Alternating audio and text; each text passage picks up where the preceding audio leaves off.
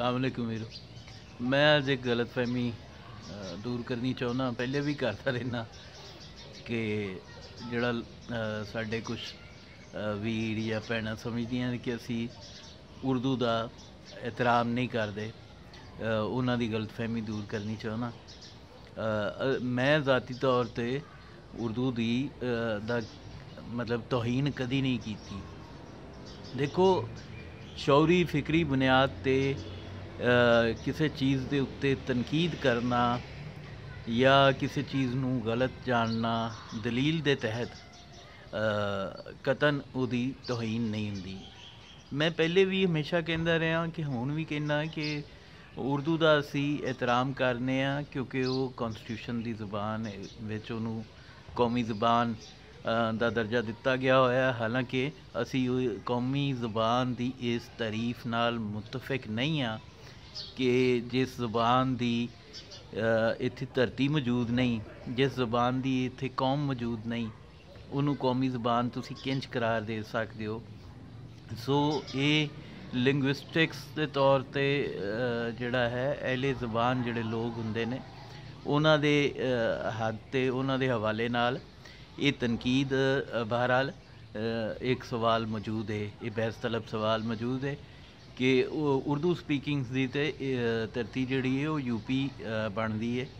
तो इस लिहाज नाल तुसी इनू कौमी ज़ुबान किस तरह कह सकते हो। दूसरा ये वे कि उर्दू जड़े स्पीकिंग लोग ने जड़े माइग्रेट करके आए ने जिन्हां दी मादरी ज़ुबान उर्दू है, उन्हां दी ते असी बेहद एहतराम करने, उन्हां दी इज्जत भी करने। मैं तो कभी नहीं क्या उन्होंने मंदा बोलिया। जिस बंदे की मादरी ज़ुबान उर्दू है सानू उहदा एहतराम है, और उर्दू ही नहीं जिसकी ज़ुबान मादरी ज़ुबान सिंधी है सानू उहदा भी बेहद एहतराम है। जिसकी मादरी ज़ुबान पश्तो है सानू उहदा भी बेहद एहतराम है। इस तरह बरावी की स्पीकिंग जड़े लोग ने जिन्हां दी मादरी ज़ुबान वो है सानू उन्हां दा भी बेहद एहतराम है। और पाकिस्तान दियां 4 बुनियादी इकाइयां ने पंजाब, सिंध, बलोचिस्तान ते पख्तूनख्वा। इन्हां दियां जड़ियां कौमी ज़ुबानां ने सानू उन्हां दा बेहद एहतराम है, और इन्हां दे बोलण वाले जड़े मादरी ज़ुबानां ने जड़ियां जड़े मां बोली वाले ने उधर भी असी सब का एहतराम करने, एक जिहा एहतराम करने, उन्ना ही एहतराम करने जिन्ना अपनी मां बोली का एहतराम करने। सो ये बड़ा ही एक गलत किस्म की अंडरस्टैंडिंग है जड़ी कि मेरिया गल्लां तो तुसी लोग लै लेंदे हो कि जी मैं शायद उर्दू की तौहीन कर रहा। तौहीन नहीं कर रहा।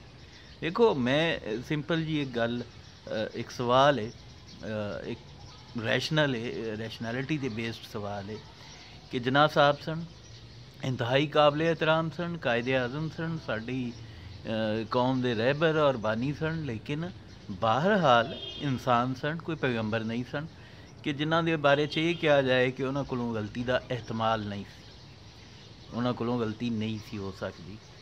इस तरह उर्दू अगर इनू साडे आईने पाकिस्तान च कौमी ज़ुबान का दर्जा दिता गया होया है और जनाब साहब ने इनू राबते की ज़ुबान आख्या सी, ते ये कतन कोई इल्हामी या आसमानी ज़ुबान नहीं है कि जिहदे बारे च असी सवाल ना कर सकीए।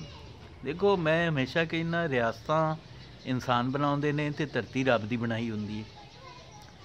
मैन मेड चीज़ों के उत्ते तुसी गल कर सकते हो, तुसी सवाल उठा सकते हो, दलील की बुनियाद ते, इस्तदलाल की बुनियाद ते तुसी सवाल कर सकते हो, क्वेश्चन कर सकते हो, और तजर्बे की बुनियाद ते मेरा ये मनना है कि उर्दू ज़ुबान अगर पहली गल तो ये वे कि इनू राबते की ज़ुबान जिहड़ा आख्या जाता है उहदे वल्ले पहले आ जाइए कि राबते की ज़ुबान देखो, ये बंगला की वजह तो राबते की ज़ुबान सी, बंगाल की वजह तो 1970 जो पाकिस्तान टुट गया तो फिर ये राबते की ज़ुबान की फर्दर ज़रूरत नहीं सी रहिंदी, इस वास्ते कि जड़े सिंधी, पंजाबी, बलोच, पश्तून हज़ारां साल तो कट्ठे रह रहे सन, और यकीनन उर्दू के पैदा होने तो पहले भी कट्ठे रह रहे सन। उर्दू की तारीख ही सारी 200-250 साल की है। ਤੇ ਇਹ ਹਜ਼ਾਰਾਂ ਸਾਲ ਤੋਂ ਇਕੱਠੇ ਰਹਿਣ ਵਾਲੀਆਂ ਕੌਮਾਂ ਕੋਈ ਇਸ਼ਾਰਿਆਂ 'ਚ ਤਾਂ ਗੱਲਾਂ ਨਹੀਂ ਸੀ ਕਰਦੀਆਂ। ਆਖਰ ਰਾਬਤਾ ਹੁੰਦਾ ਸੀ ਔਰ ਜ਼ੁਬਾਨ ਦੀ ਬੁਨਿਆਦ 'ਤੇ ਹੀ ਹੁੰਦਾ ਸੀ ਨਾ। ਸੋ ਇਹ ਇਹਨਾਂ 4 ਕੌਮਾਂ ਦੇ ਵਿੱਚ ਇਹ ਰਾਬਤੇ ਵਾਲੀ ਗੱਲ ਜਿਹੜੀ ਹੈ ਇਹ ਸਿਰਫ ਇੱਕ ਤੁਸੀਂ ਇਹਨੂੰ ਕਹਿ ਸਕਦੇ ਹੋ ਕਿ ਇੱਕ ਮੁਤਬਾਦਲ ਰਾਬਤੇ ਦੀ ਜ਼ੁਬਾਨ ਜ਼ਰੂਰ ਕਹਿ ਸਕਦੇ ਹੋ, ਵਰਨਾ ਜਿਹੜੀ ਪੰਜਾਬੀ 4 ਸੂਬਿਆਂ ਦੇ ਸਰਹੱਦੀ ਜ਼ਿਲ੍ਹਾ 'ਚ ਬੋਲੀ ਜਾਂਦੀ ਹੈ ਉਹ ਰਾਬਤੇ ਦੀ ਜ਼ੁਬਾਨ ਹੈ। ਔਰ ਉਹ ਪੰਜਾਬੀ ਜਿਹੜੀ ਹੈ ਉਹ ਨਾ ਸਿਰਫ ਇੱਥੇ ਵਸਤੀ ਪੰਜਾਬ 'ਚ ਬਲਕਿ ਜਾਂ ਅਟਕ ਤਿੱਕਰ ਸਮਝੀ ਜਾਂਦੀ ਹੈ, ਬਲਕਿ ਉਹ ਸਰਹੱਦੋਂ ਪਾਰ ਵੀ ਸਮਝੀ ਜਾਂਦੀ ਹੈ। ਇਹ ਬੜੀ ਗਲਤਫਹਿਮੀ ਹੈ ਲੋਕਾਂ ਨੂੰ ਕਿ ਉਹ ਕੋਈ ਵੱਖਰੀ ਜ਼ੁਬਾਨ ਹੈ, ਵੱਖਰੀ ਜ਼ੁਬਾਨ ਨਹੀਂ ਹੈ। ਸੋ ਉਹ ਰਾਬਤੇ ਦੀ ਜ਼ੁਬਾਨ ਹੈ ਅਸਲ। ਇਹ ਮਤਲਬ ਜਿਹੜੀ ਡੇਰਵੀ ਹੈ ਜਾਂ ਜਿਹੜੀ ਰਿਆਸਤੀ ਹੈ ਜਾਂ ਮੁਲਤਾਨੀ ਹੈ, ਇਹ ਬੁਨਿਆਦੀ ਤੌਰ 'ਤੇ ਪੰਜਾਬੀ ਦੇ ਜਿਹੜੇ ਨੇ ਮੰਨੇ ਪਰਮੰਨੇ ਲਹਿਜੇ ਇਹ ਰਾਬਤੇ ਦੀ ਜ਼ੁਬਾਨ ਨੇ ਅਸਲ, ਜਿਹੜੇ ਫਿਤਰੀ ਰਾਬਤੇ ਦੀ ਜ਼ੁਬਾਨ ਨੇ। ਦੂਜਾ ਤੁਸੀਂ ਇੱਕ ਮੁਤਬਾਦਲ ਪੈਦਾ ਕੀਤਾ ਹੋਇਆ 72 ਸਾਲ। ਦੇਖੋ ਤੁਸੀਂ ਅੰਗਰੇਜ਼ੀ ਵੀ ਪੜ੍ਹਾਈ ਹੁੰਦੀ ਨਾ ਕਿਸੇ ਪਸ਼ਤੂਨ ਨੂੰ, ਤਾਂ ਉਹਨੂੰ ਅੰਗਰੇਜ਼ੀ ਸ਼ਾਇਦ ਇੰਨੀ ਹੀ ਬਿਹਤਰ ਆਉਂਦੀ ਹੁੰਦੀ ਜਿੰਨੀ ਕੁ ਉਹ ਉਰਦੂ ਬੋਲ ਲੈਂਦੇ ਨੇ ਅੱਜ, ਬਲਕਿ ਸ਼ਾਇਦ ਐਨ ਮੁਮਕਿਨ ਹੈ ਕਿ ਜ਼ਿਆਦਾ ਬਿਹਤਰ ਆਉਂਦੀ ਹੁੰਦੀ।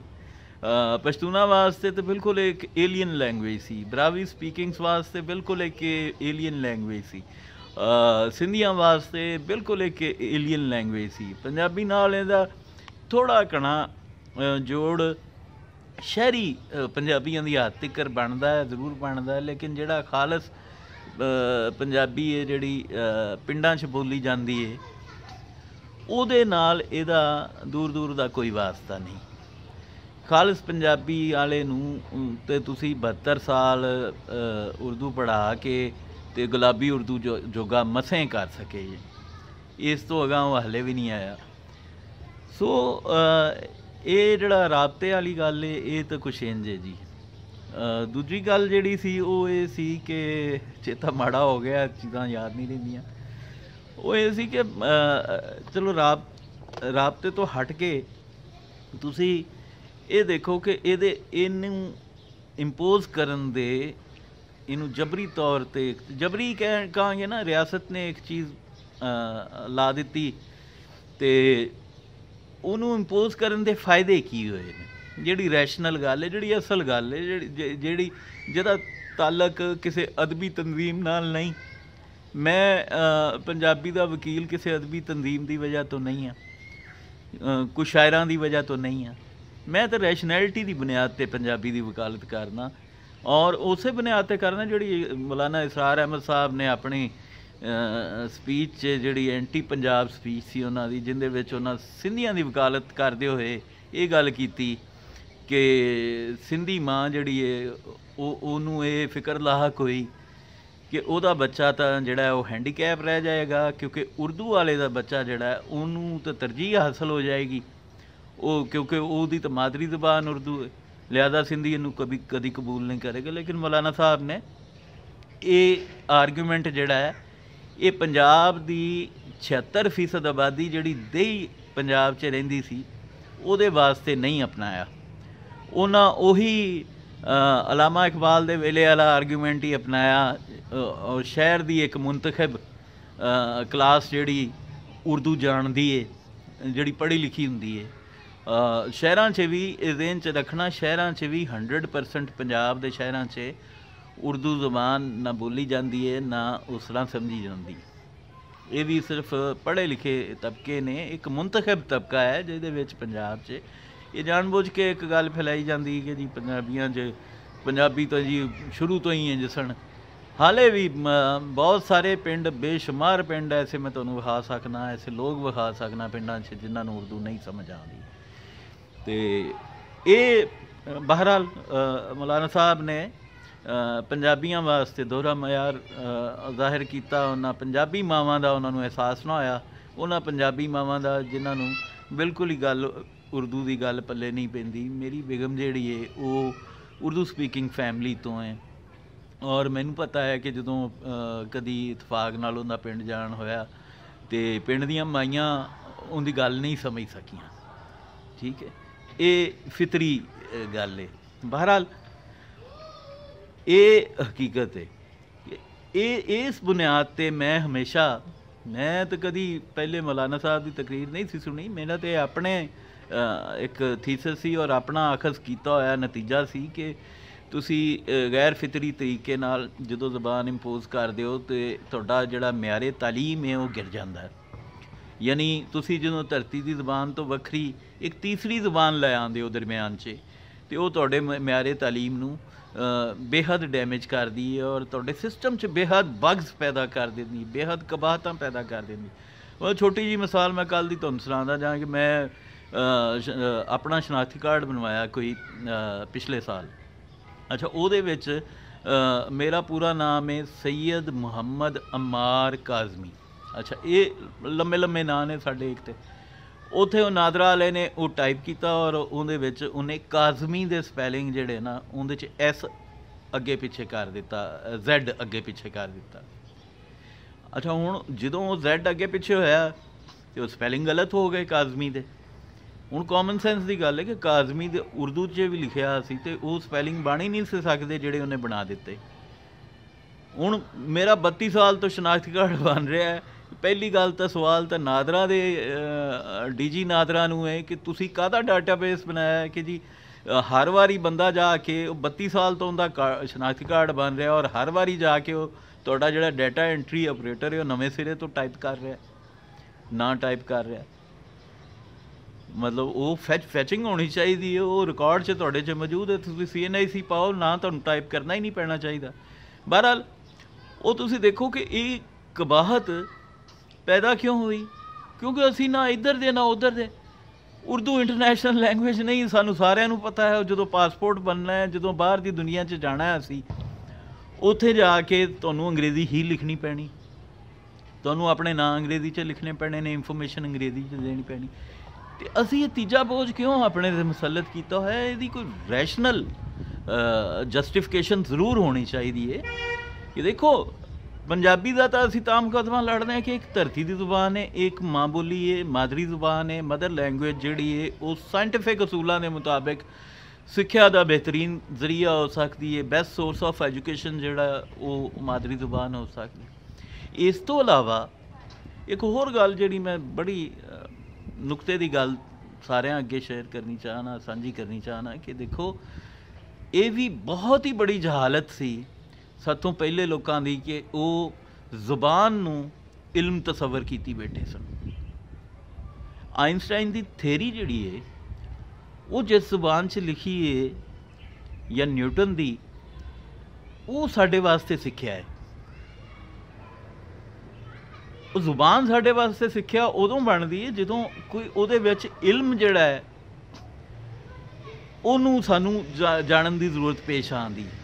उर्दू विच तुसीं दसो साइंस एंड टैक्नोलॉजी की किहड़ी ऐसे अलूम ने, या सोशियोलॉजी दे ईवन किहड़े ऐसे अलूम ने, या एंथ्रोपोलॉजी दे किहड़े ऐसे अलूम ने कि जिहड़े सीखण वास्ते तुहानूं उर्दू पढ़नी पवे। सिर्फ एक जज्बाती लगाओ है कि जी जनाब साहब ने उर्दू नूं लिंगुआ फ्रांका आख्या, राबते की जबान आख्या, अगे 73 की असैंबली ने उन्हों कौमी जबान आख दिता, कॉन्स्टिट्यूशन ने उन्होंने भी ये नहीं सोचा। कोई शौरी फिक्री कोई दानिशमंदाना दलील भी तो होनी चाहिए ना किसी जबान को इंपोज करने लग्या। मैं पहले भी आख्या कि उर्दू कोई आसमानी जबान नहीं, या नौज़ुबिल्लाह कोई जनाब साहब को वली नबी पैगंबर नहीं सन, तो क्यों नहीं ये गल हो सकती? ये गल होनी चाहिए इस वास्ते कि 72 साल तो साडा निज़ाम तालीम बतदरीज थले जा रहा है और यदी इकलौती वजह उर्दू है। साडा निज़ाम तालीम, साडा पूरा जिहड़ा सिस्टम है वो थले जा रहा है। तुसीं देख लो नादरा की मिसाल कि मतलब हुण उत्थे एक बारी पहले अर्जेंट फीस नाल जमा कराया और नादरा का टाइपिंग एरर, हुण दोबारा उत्थे अर्जेंट फीस पे करो उन्हां दे टाइपिंग एरर की वजह तो ये सारा फड्डा क्यों पैंदा? इस वास्ते पैंदा कि तुसीं विच उर्दू का भी, और साडियां अदालतां भी माशाअल्लाह जज साहिबान भी सोचते ही नहीं यार, सोचण ते सही कि कबाहतां सिस्टम दे विच की ने इस जज्बाती नारे तो अलावा। या तो सानू साबित कर देन ना कि ये कोई इल्हामी रूहानी स्टेटस की हामिल जुबान है, या ये बानियान जड़े सन वो वली पैगंबर सन, या फिर सानू कोई शौरी फिक्री दानिशमंदाना दलील देने दे हक च एवें ऑर्डर पास कर देना जी उर्दू नाफज करो जी सारे दफ्तर दफ्तरी जबान बनाओ जी, इनू ऑफिशियल लैंग्वेज बनाओ। यार ऑफिशियल लैंग्वेज जो बना मुकम्मल तौर से बना रहोगे सानू होर बेशुमार कबाहतां का सामना होएगा, इवें जिवें मैनूं नादरा च जाके सामना होया। तो सानू इस चीज़ तो बचना चाहिए, सानू ये ते गौर करना चाहिए। 72 साल हो गए ने सानू बतदरीज थले जांदियां, और अगर असी ये ते गौर नहीं किया संजीदगी नाल ते असी मजीद थले ही थले जाते रहेंगे। गल ये वे कि तुसी गलत रस्ते ते 1000 किलोमीटर भी चले जाओ तो मंजिल नहीं आती, क्योंकि वो रस्ता ही गलत होंदा है, वो रस्ता ही ठीक नहीं होंदा। तो सानू साह लैके ठंडे दिमाग नाल जज्बात नूं एक पासे रख के ये सोचना चाहिए है। मैं जानना अंदर दे बुत बड़े मजबूत होंदे ने। मेरे वालिद ने अगर कोई गल मैनू दसी है, या मेरे दादे ने, या मेरे बाबे ने, या मेरे चाचे ताए ने, या मामे ने गल दसी है बजुर्गों ने, तो मेरे वास्ते वो तो हटना बड़ा मुश्किल होंदा है कि उन्हें एक गल नूं सही दसिया होया है, लेकिन वो गल हकीकतन क्वेश्चनेबल है या वो गलत साबित हो रही है तजर्बे दे नाल, तो मेरे वास्ते उन्होंने तस्लीम करना बड़ा मुश्किल होंदा। लेकिन सानू बहरहाल अल्लाह पाक का भी फरमान है, जिमें कि अल्लाह पाक ने फरमाया है बजुर्गों के बारे च भी कि बजुर्ग अगर तुहानू ठीक ना हो, मतलब वो कुफार के बारे च सी कि अगर उन्होंने लगे कि इस्लाम के मुताबिक नहीं चल रहे तो तुसी उन्हां दी बात नाल बदतमीजी हरगिज़ नहीं करनी, लेकिन उन्हां दा हुक्म नहीं मनना।